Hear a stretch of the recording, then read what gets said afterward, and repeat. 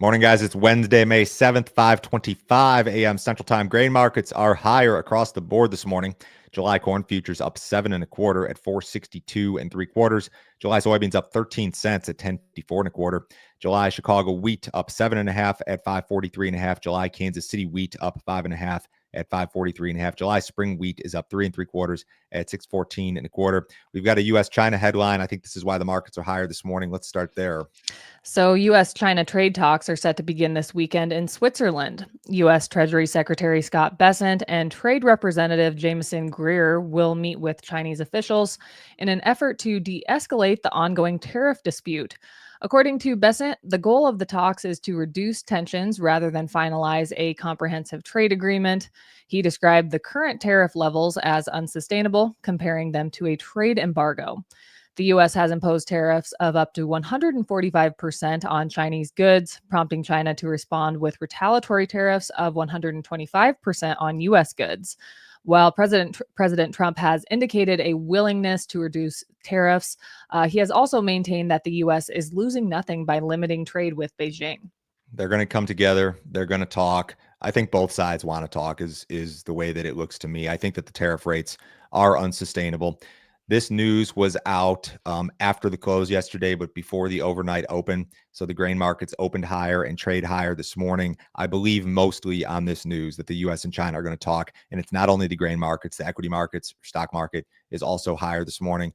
This is of particular importance to us, of course, just to give you a refresher course. China is a huge component of demand for U.S. soybeans. Soybeans represent roughly 42% of all, exports represent rather 42% of all demand for U.S. soybeans. And China is the biggest exporter, 47.4% of all U.S. export sales this year. So China in any given year is about 20% of all demand for U.S. soybeans. That's why this is so important. And it's not big picture important only to the soybean market. It's important to the corn market because they compete for acreage. So it's important to just our grain complex in general. Wheat futures just kind of along for the ride here this morning. So we did sell a lot of soybeans to China in this current marketing year, but new crop soybean sales to China are non-existent. And you're not supposed to be able to read every line on this chart. If you guys are watching, it's just an indicator of trends. In a lot of years, China has already bought a lot of new crop beans by May. Some years they wait. Some years they wait until July or even August to really accelerate purchases of new crop U.S. soybeans. But this is what we want to see. We want to see China come in and start building up purchases of new crop U.S. soybeans as they typically do. A year ago, we were having the same conversation. I mentioned that with Matt on Friday. China hadn't bought any new crop beans. And then they came in and they bought new crop beans just a little bit later than normal. Maybe because Brazil has become such a big producer and exporter, maybe the general trend will change a little bit and they'll start buying U.S. beans a little bit later. I think a lot of it'll have to do with price, though. So if we can get together and stave off a trade war, or maybe even make a trade deal, which would be friendly to the market, I think China will buy some new crop U.S. soybeans. The Trump administration may announce new trade agreements with multiple countries this week. According to Scott Bessent, negotiations are currently underway with 17 of the nation's key trading partners. The administration has suggested that India and Japan could be the first to finalize agreements. President Trump has repeatedly stated that trade deals with several countries are close to completion. However, no formal details have been disclosed and no agreements have been finalized. In an interview with NBC on Sunday, Trump emphasized his firm stance when it comes to trade with China, stating that while Beijing is ready to negotiate, the agreement must be fair. Okay, so this headline about other countries, like 17 out of 18 countries, but China was the lone exception. This headline was out during the trade yesterday and nobody cared about it. So the trade very clearly, it's made evident by what happened last night into this morning in the markets. The trade very much cares about U.S.-China relations and maybe not so much about the rest of relations. And with other countries, we've already done some exemptions and tariff stuff. With China, it's still kind of like, yeah, full-blown trade war type deal with the tariff rates as high as they are, even though there are some exemptions. So this is the lesser of the two trade headlines. The China headline is much bigger, much more important. Hot and dry weather is putting China's wheat crop at risk. The Henan province, which accounts for roughly one third of the country's wheat production, has issued a risk warning for early next week, with temperatures expected to exceed 95 degrees Fahrenheit. The extreme heat has the potential to negatively impact the wheat crop, which is in the critical grain filling stage. The poor weather conditions follow a warning that was issued last week about worsening drought conditions across the northern wheat belt due to limited rainfall over the next week. Weather maps indicate a 90-day rainfall deficit in key growing areas that produce around 61% of the winter wheat crop. A drop in production could cause China to ramp up its imports. China is the world's top wheat producer, 140 million metric tons. However, they don't import much, or they're not importing much this year, and they don't really export anything. So they've been this last year kind of self-sufficient. Now, there have been years where China has imported more wheat. You just got to go back a year or two, and there were some larger wheat imports into China. And perhaps if they have crop problems, that could continue. You notice that corn imports are also down drastically from where they were a couple of years ago. To look at the weather situation, they're talking about this kind of dark green area to the east. This is winter wheat country in China, and they're talking about one province in particular. But as a matter of fact, that entire area is going to be hot during that period that they were talking about, like May 11th through 13th. I pulled the max temperature for May 12th, and it's like, 100 degrees in some areas. In terms of rainfall, this is the last 60 days. 50 to 60% of normal rainfall during the last 60 days on average. This is a good map from our friends at Marcus Weather. And so, yeah, it was dry and now it's getting hot. Could that lead to Chinese wheat imports? I think they've got some fairly substantial wheat stocks on hand. And I've never been able to make heads or tails of the import programs in China when it comes to feed grains in particular, corn and wheat. They don't necessarily have to line up with the China supply and demand situation as USDA printed at least, but something to keep an eye on. If you guys have not checked out our premium content, you sure need to do so. Joe, can you tell our viewers about yesterday's premium video? So this is the second installment in a series of transition planning videos that Chris Barron is doing with me. Chris spends a lot of his time with transition planning, working with farm operations on transition planning, and it's a super hot topic. Both times we sent out these videos, we had a primer video, and then we had this kind of follow-up video. We've got, I think, at least 2 or 3 other follow-ups that are coming to come in the forthcoming weeks here. The biggest request that I had from people is, Joe, can I forward this to my dad? Can I forward this to my son? Can I forward this to my daughter? These are videos that you should sit down and watch with your family because it's going to address some of the really, really tough questions. Chris had a statistic, and I forget exactly what it was, but it's like a very, very small percentage of farms in the United States make it to the 3rd or 4th generation. And a lot of that has to do with lack of transition planning.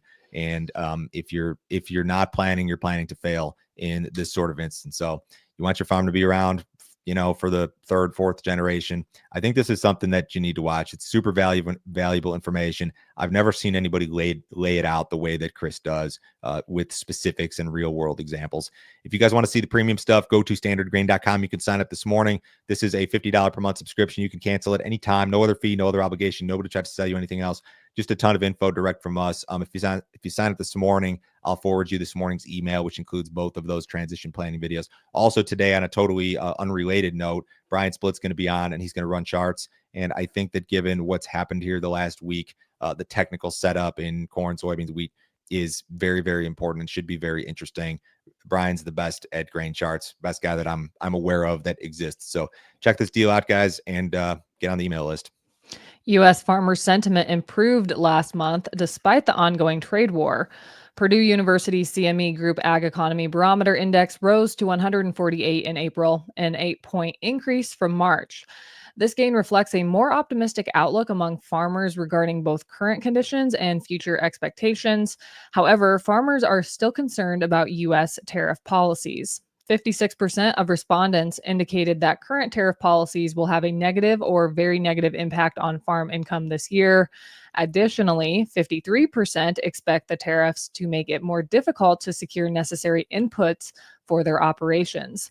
Despite these concerns, 70% of farmers surveyed believe the tariffs will ultimately strengthen the U.S. agricultural economy in the long run. I'll run through some of the data that Mackenzie mentioned in chart form here. These are from the Ag Economy Barometer. What impact do you expect the U.S. government's imposition of tariffs on imports will have on your farm's income in 2025? 44% say negative. Some people think no impact. A few people think positive, whatever. What inputs do you think are most likely to have trouble? You're most likely to have trouble obtaining from suppliers this year. It's everything: crop chemicals, fertilizer. Nobody's worried about machinery because that market's kind of messy right now. Parts important. What was the other one? Oh, this one. So do you expect the increased use of tariffs by the U.S. to strengthen or weaken the U.S. agricultural economy in the long run? 70% expect tariffs to strengthen the U.S. agricultural economy in the long run. So farmers, we've been told, and I don't want to tell you who you voted for, but farmers, we've been told, we're big Trump supporters, and they're kind of, I guess, standing by their man here in that, yeah, the tariffs suck now, but ultimately they believe they're going to strengthen the ag economy, which is interesting. Not surprising, but definitely interesting. U.S. exports of ethanol and dried distillers grains surged in March. Ethanol exports climbed to 195.8 million gallons, marking a 41% increase from February and a 23% year-over-year increase.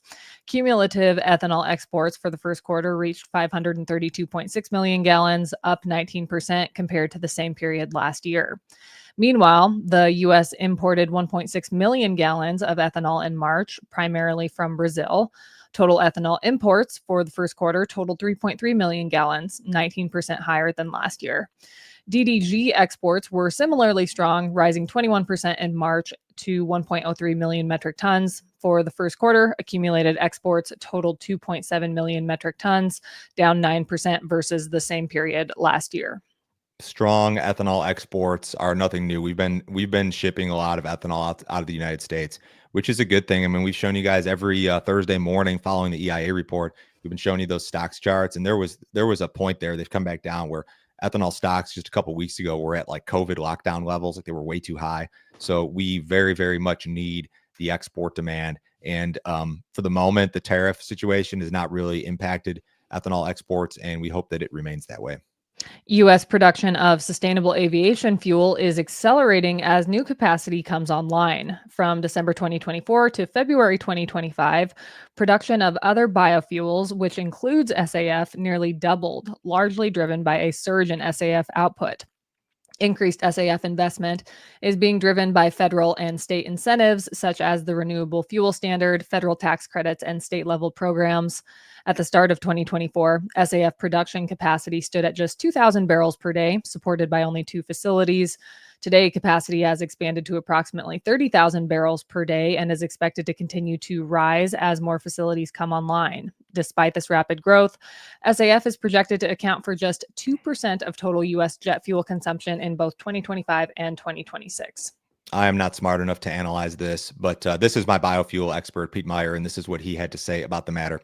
It's great to see additional capacity come online and even better to see it being used. However, it would seem that the current administration has no interest in supporting any sort of subsidies, a necessary requirement to gain traction.